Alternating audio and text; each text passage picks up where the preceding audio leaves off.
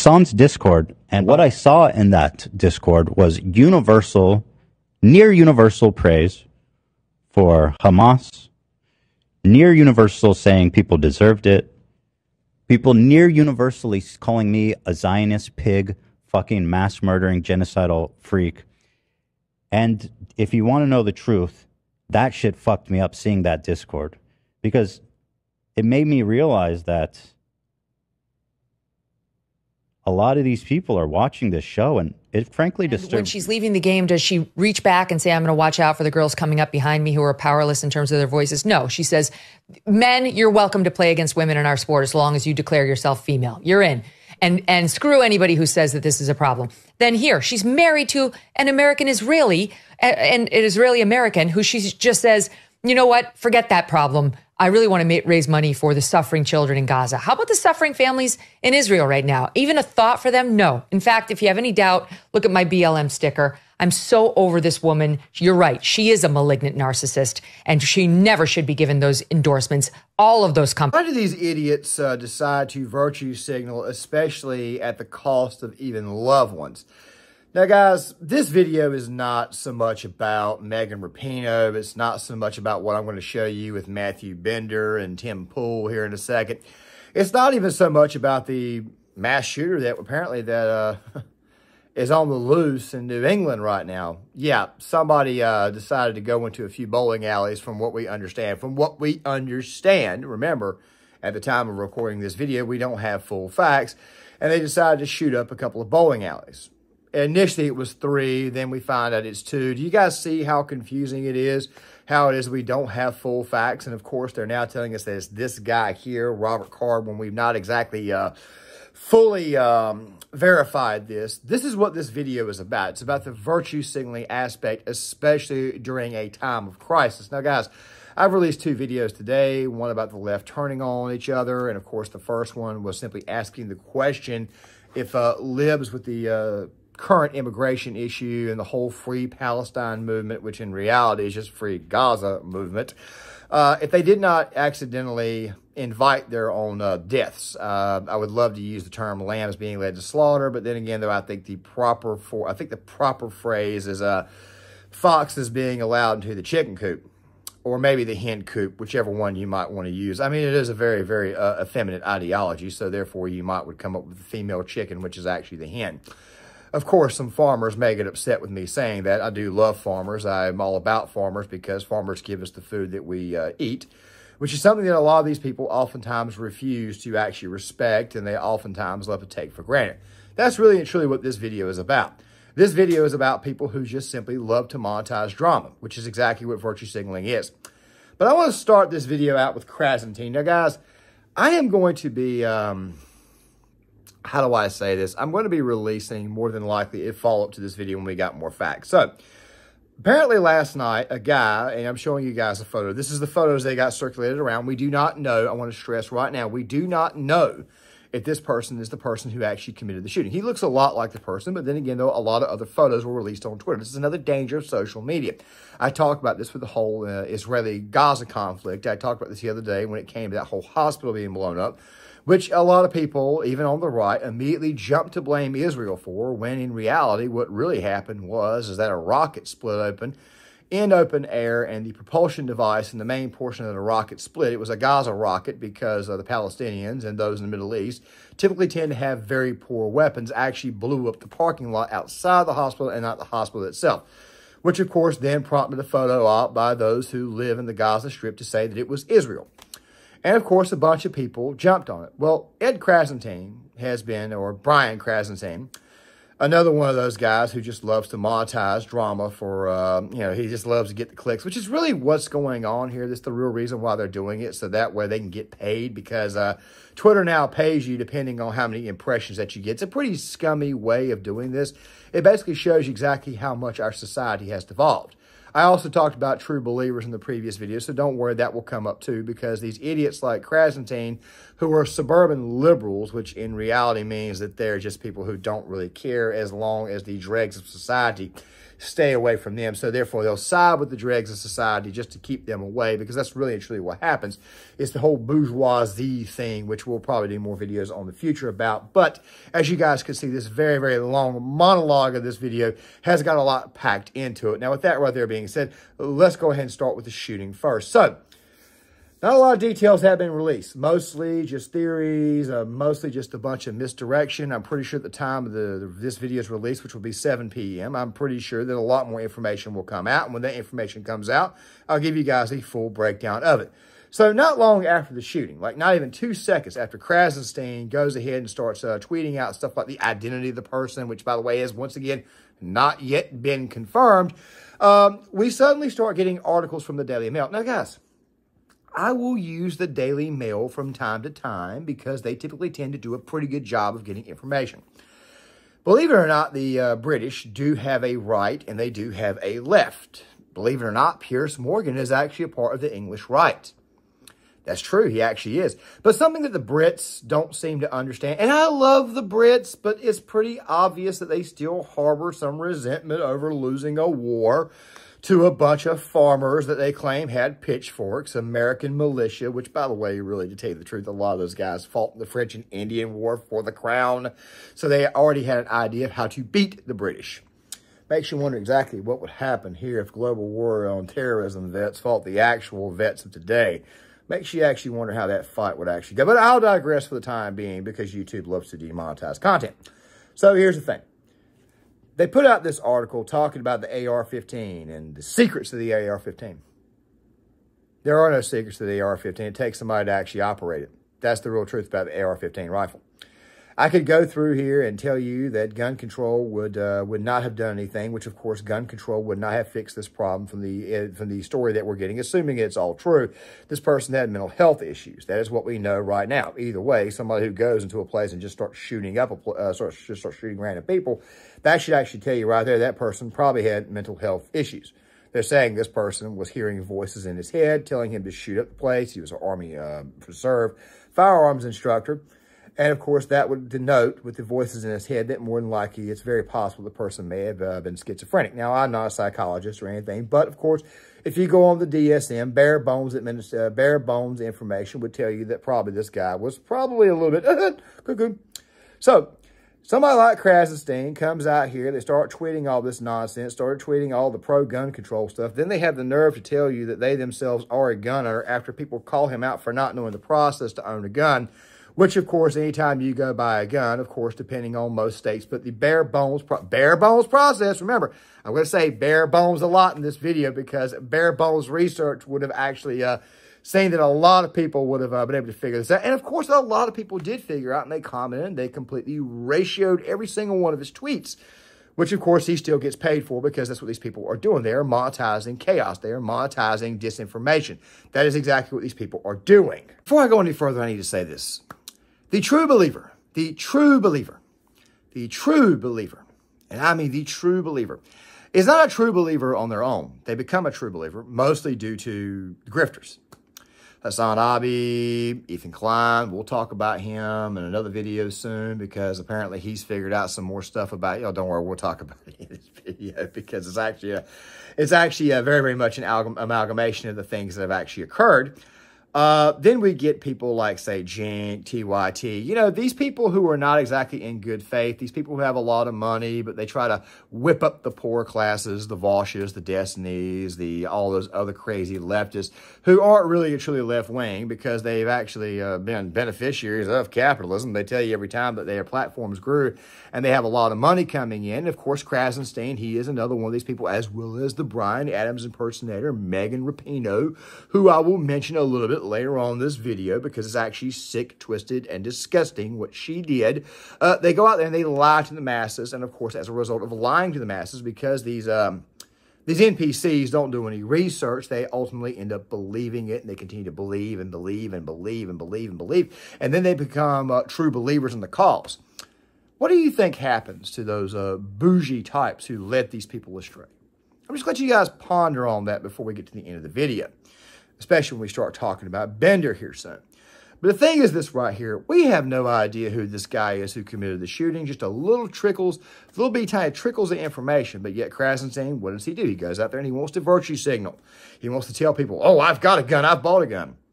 You didn't buy the gun. Mommy and Daddy bought the gun. You just simply inherited the gun. That's the truth about Krassenstein. He never actually bought it. When you go to buy a gun, what you do is you fill out an FFL form. And that FFL form, they look at your information. They check it. The gun salesman does. They call it in to NICS, which is a division of the ATF, and they do a quick little background check is what they do. Sometimes the background check is extremely detailed, depending on the information given. You get a delay. It could take anywhere between 30 minutes to, I don't know, maybe 3 or 4 days. In some cases, even 30 days for them to actually approve the weapon. Chances are, if it goes into a delay, it's not exactly a good sign. Or it could be a sign that, hey, look, we just need to find more information. We had a guy one time come in the store, not going to give out any names, but he put his first and last name down, no middle name, no social security number, which, I mean, you don't have to do that if you go into a store. And because the person's information, which I thought was kind of weird, but my manager told me it was okay because he had bought a weapon before, and, of course, his background came out fine. You probably would think to yourself, because of the guy's actual nationality, it would be a bit of a red flag. It took him a little while, and he simply looked at me and said, it's a shame that a lot of others have ruined it for the very, very few. I'll let you guys get an idea of exactly what this person's ethnicity really and truly was. Fact of the matter is that the federal government, or at least the background check section of the federal government, is in fact actually a lot more detailed than you think. So when you hear somebody scream and holler for universal background checks, the only thing they're screaming for is the thing that's already on the books.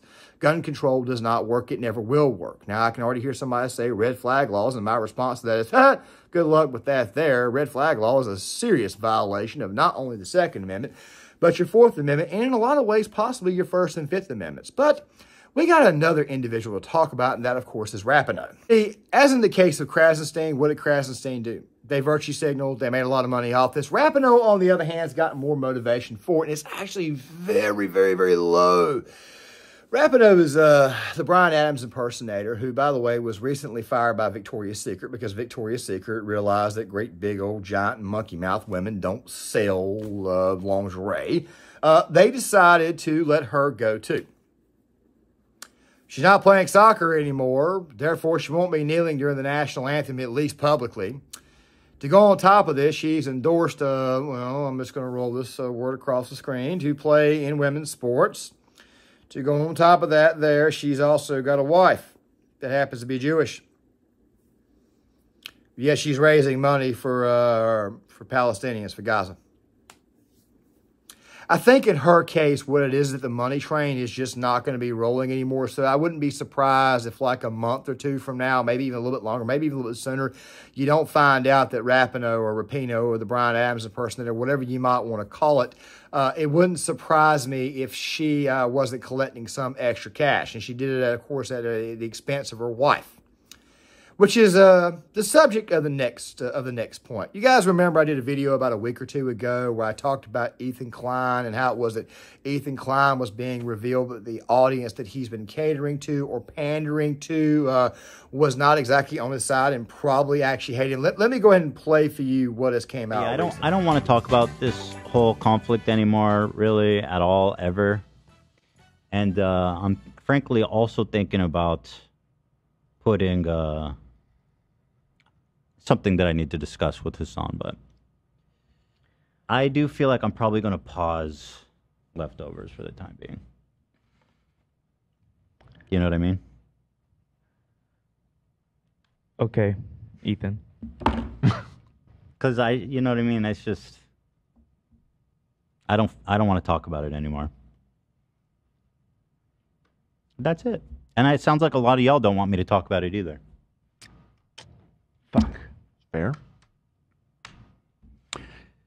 So with all that being said, I shall go suffer at home in silence with worms infecting my fucking eye sockets, and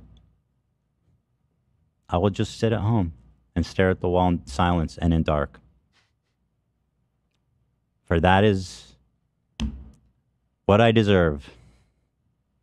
Hassan's Discord, and what I saw in that Discord was near universal praise for Hamas, near universal saying people deserved it, People near universally calling me a Zionist pig, fucking mass murdering genocidal freak. And if you want to know the truth, that shit fucked me up seeing that Discord, because it made me realize that a lot of these people are watching this show, and it frankly disturbed me. Went to Hassan Piker's Discord. Okay, let's talk about this. Why in the world would Ethan Klein go to Hassan Piker's Discord?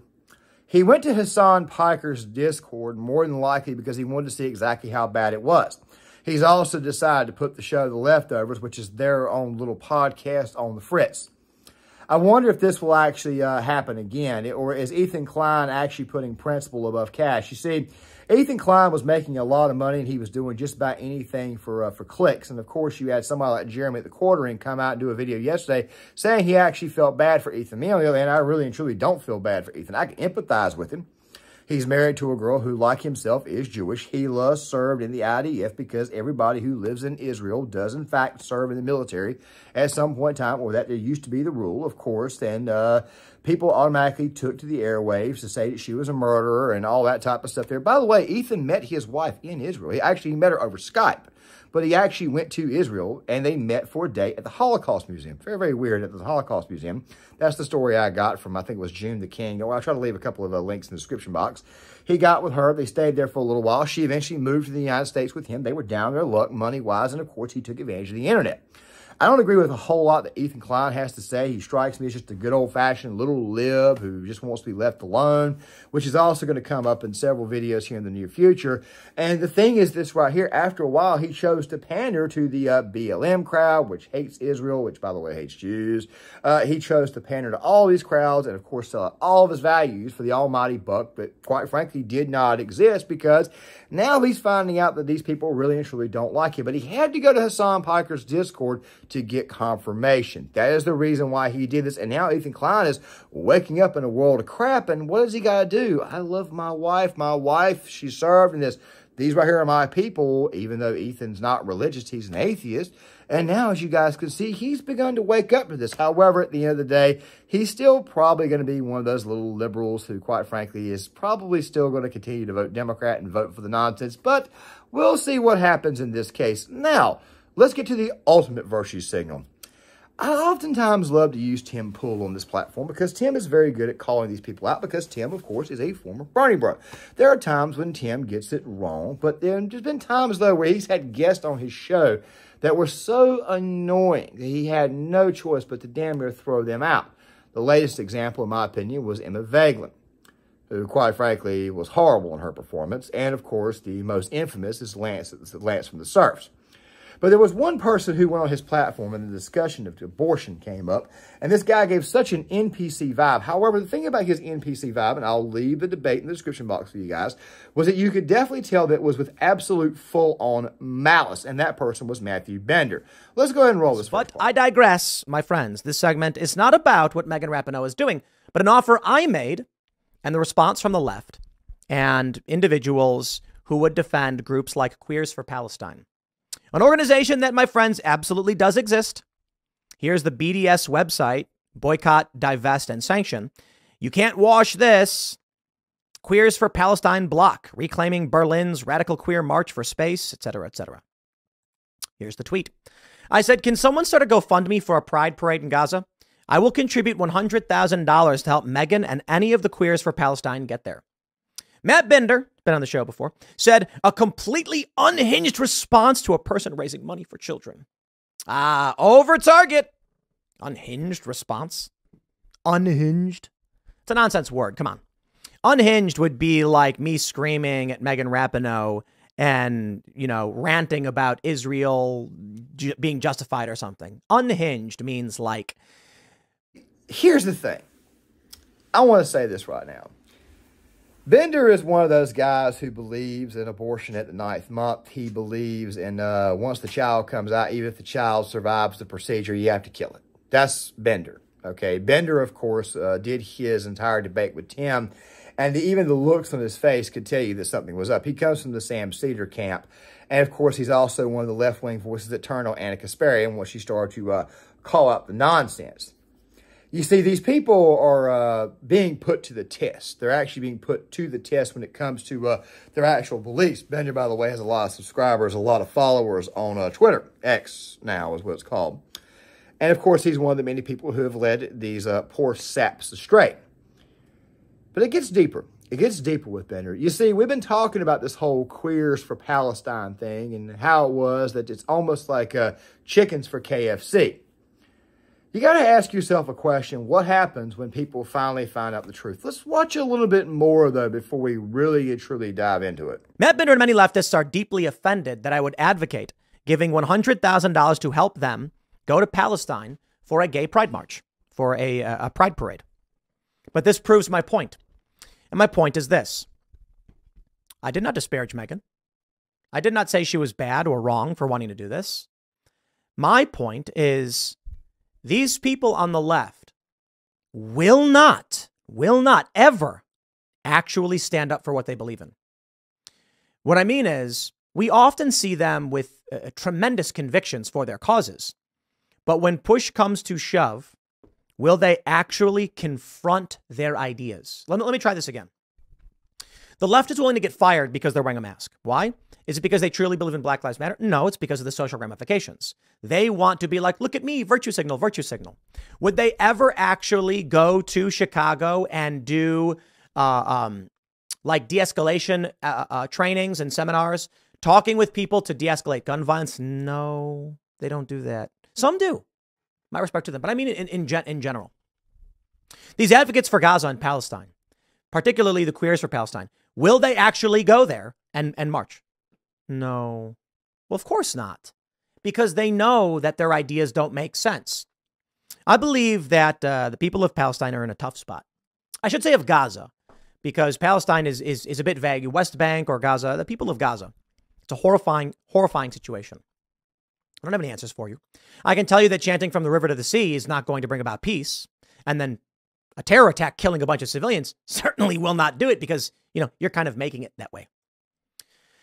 The people on the left say that Israel's to blame for Gaza, despite the fact that Egypt is the one who ceded the territory and closed off Rafah. Israel could certainly open theirs too, but it's not like it's just Israel. There's Jordan, there's Egypt, there's Lebanon. It is just war.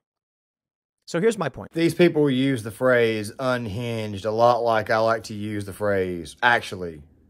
By the way, in actuality, I mean, after a while, you have to think to yourself, unhinged.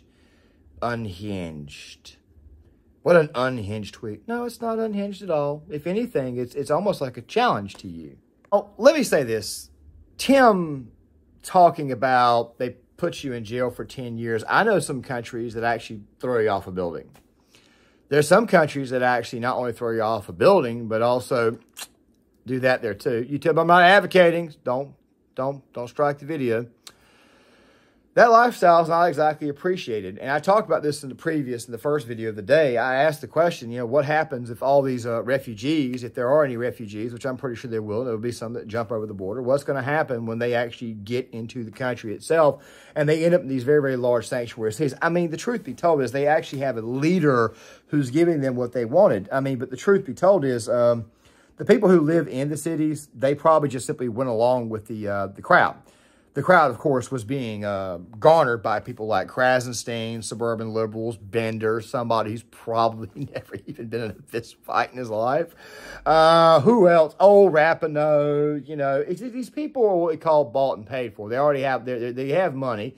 They're getting a lot more money. Speaking of Rapinoe, nobody knew who the hell she was until she decided to start kneeling during the national anthem. Nobody knew who the hell she was. They really and truly didn't. I mean, her own merits as a soccer player weren't exactly brought up. That she just happened to have a solidly decent World Cup. Yeah, I'm not buying that. Just more and more people who've been paid off, and as a result of this, people are starting to find out who these people really and truly are. There's going to be a great big giant lifting of the veil, or actually, the veil has already been lifted. What I meant to say is there's going to be a great big giant awakening amongst that side of the aisle as well, and it's going to cause these people massive amounts of problems, especially given the fact that they don't exactly back up what they say. But let's watch just a little bit more. Tends to be many on the left. I'm not saying everyone, who don't know anything about what they're talking about, Because if you want to support Palestine, you would oppose gay rights. Do you believe in the will of the Palestinian people? Okay, well, they say it's 10 years in prison if you're gay. Do you support them? Yes or no? You don't support them? Well, then you're lying. Then you have anti-Zionists groups, which range many left who are anti-Zionist and many right America First types who are also. I think many of these people just hate Israel. I'm not saying every single one. I'm saying there are a lot of people that don't seem to have strong arguments. And there's certainly many who do. But I just see many people who are just like, if it's Israel, they hate it. And I'm like, whatever, man. It's annoying. But for me, my bigger concern is a faction of people in this country who don't have any real strong views, who support whatever cause seems to be popular, and you get evil. Here you go. Here's evil. New Jersey handyman refuses to take jobs from Jewish clients in solidarity with the Palestinian people. Illegal. There it is. These people really and truly are not exactly what they say they are. I mean, it looks good in theory. They do this crap right here for clicks. They like to get a lot of money. It's basically one great big giant grift. Essentially what's happening is that the followers of Bender, the followers of Vosh, the followers of Hassan, the followers of all of these leftists are starting to finally see that they've been led astray, they've been lied to, and that everything that's happening to them is making their life a lot worse. Look, let me say something to you right quick. Communist revolutions across the world. By the way, I want you to go ahead and know right now the Nazis were socialists. The Italian fascists were socialists. Anytime you ever bring up the name Giovanni Gentile, they oftentimes want to suddenly walk away because they believe that fascism is right-wing when it's not. All you got to do is just bring up the word, the phrase Giovanni Gentile, the person, and explain that what he was thinking about was an actual like family-type unit, but in reality it was actually one of the most destructive philosophies ever we know as fascism. Benito Mussolini adopted it and made some changes to it. And, of course, eventually Adolf Hitler would adopt National Socialism. If you actually read into that there, books like Dos Indes de Capitalismus, you actually find out exactly how much control the state had over private property and everything else and how they were actually seizing it. It's not really that different than the actual phrase communism. Communism is just another form of socialism. It's just a much, much more extreme form of socialism. And I've been saying for a long time that the environment for a communist revolution is not really and truly there in the United States. If anything, it's probably going to be more fascistic than anything else because, well, I'll let you guys kind of figure that on your own. We'll do projects on that. But the point of the matter is this right here. It won't survive in this country because there's too much information that flows around. You see, freedom of speech is a great thing and freedom of information is a great thing. When people actually begin to look into things and they start to see that the censored information is not exactly matching the reality of things, people begin to wake up, which makes you wonder exactly what's going to happen to people like Krassenstein, which, by the way, we're going to cover a little bit more tomorrow when we get more information on this guy who did the shooting.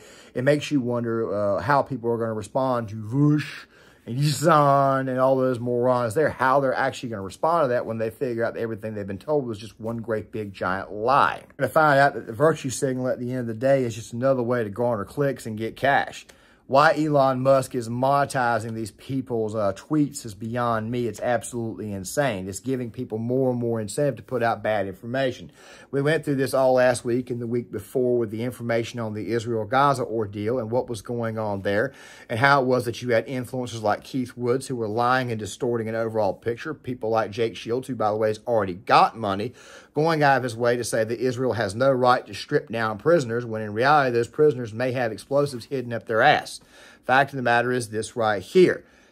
Everything that you're seeing overseas, everything that you're actually, while it's actually dirty, is actually warranted. I got into it last night with somebody who was going mad about kids getting killed, and I'm like, yeah, it's a pretty crappy thing. I mean, war absolutely sucks. Bad things happen. But did you bother to take a look at what this one side is dealing with every day from the other side? Did you bother to take a look at it? I had to send them the Nick Crowley video and several others to kind of get across the point that you've been lied to and you've been led astray. And you're falling for a narrative. And these people, by the way, are actually making money off of you falling for the narrative. That's the real truth of the situation here. The virtue signal is nothing more than an attempt at trying to get clicks, an attempt to try to get money, an attempt to try to get noticed. It's attention-seeking behavior at its absolute worst. Krassensteins are a great example of this. They are suburban liberals who already have a lot of money. But yet here they are, once again, monetizing good old-fashioned BS. I mean, look, that's really and truly what's going on here. Bender is doing the exact same thing. If you look into Vosh, you'll find out that he was a suburbanite who actually came up in a family with a lot of money. Hassan, while born in Turkey, came here to the United States where he had a very, very successful uncle. He went to college on their dime, his dime, and of course he's never known struggle or anything. That is what these people are. They're just simply virtue signaling for good old-fashioned attention. However, I got to say this too. Once these people get what it is that they want, they start to see the actual real true reality of the situation, that quite frankly, no president that can help them out in this situation, they're going to begin to wonder, why in the world did we ever defund our police? Why in the world did we ever let these people in? Why in the world did this ever happen? You see what I'm saying? It breeds chaos. It breeds civil war. It breeds crime. It breeds discontent. That discontent is going to become self-discontent. And that self-discontent is going to be thrust upon anybody and everybody who is actually in the areas that they live at. It just so happens to be that Krassenstein and the vast majority of these left-wing influencers live in the same areas as those who, quite frankly, would be upset. And when you factor in that a lot of people are not wanting to join the military, but yet some people will in the oncoming economic crash, and then you see that Amazon is employing robots, you got to wonder what these people are going to do without jobs. They're going to be bored. And bored people is, in fact, a problem. With that right there being said, guys, I'm going to go ahead and halt this video now. Make sure you guys hit that like button, subscribe, share the video. I really and truly want to get you guys' thoughts. Tell me where I'm wrong. Tell me where I'm right. I'd love to get you guys' thoughts. And I'll see you guys later.